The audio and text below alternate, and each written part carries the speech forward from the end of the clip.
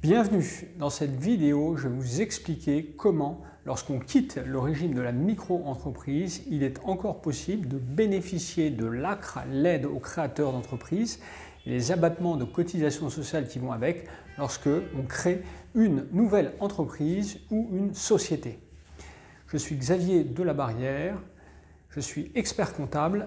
Si vous n'avez pas encore fait, inscrivez-vous sur la liste de mes mails privés. Vous recevrez tous les vendredis matins dans votre boîte mail un conseil pour payer moins d'impôts ou pour améliorer votre trésorerie.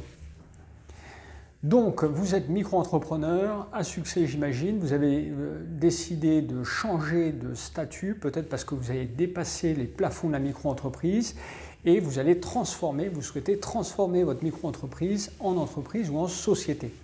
Alors, le problème, c'est que vous bénéficiez de l'ACRE et l'ACRE, ce sont des réductions de cotisations sociales très importantes, en moyenne 50% de cotisations sociales en moins. Et cette aide, elle peut représenter plusieurs milliers, plusieurs dizaines de milliers d'euros par an. Par exemple, si vous facturez en tant que micro-entrepreneur 70 000 euros de cotisation par an, l'ACRE peut vous faire économiser à peu près 11 000 euros de cotisation. Donc, comment sortir du régime de la micro-entreprise et garder le bénéfice de l'ACRE? C'est possible. Alors, pour comprendre, ce que vous devez savoir, c'est lorsque vous demandez l'ACRE, vous allez voir l'URSSAF, c'est l'URSSAF qui vous attribue l'ACRE, et pour l'URSSAF, l'ACRE est attaché à un numéro SIRET. Alors le numéro SIRET, si vous avez demandé l'ACRE en tant que micro-entrepreneur, c'était le numéro de votre micro-entreprise, et cette ACRE, elle va rester attachée à votre numéro SIRET aussi longtemps que votre entreprise existera. La deuxième chose que vous devez savoir, c'est que quand vous êtes micro-entrepreneur, vous êtes en fait en entreprise individuelle. Vous avez ce qu'on appelle un numéro SIRET d'entreprise individuelle. Et si vous quittez le régime de la micro-entreprise, ça ne veut pas forcément dire que vous fermez votre entreprise individuelle.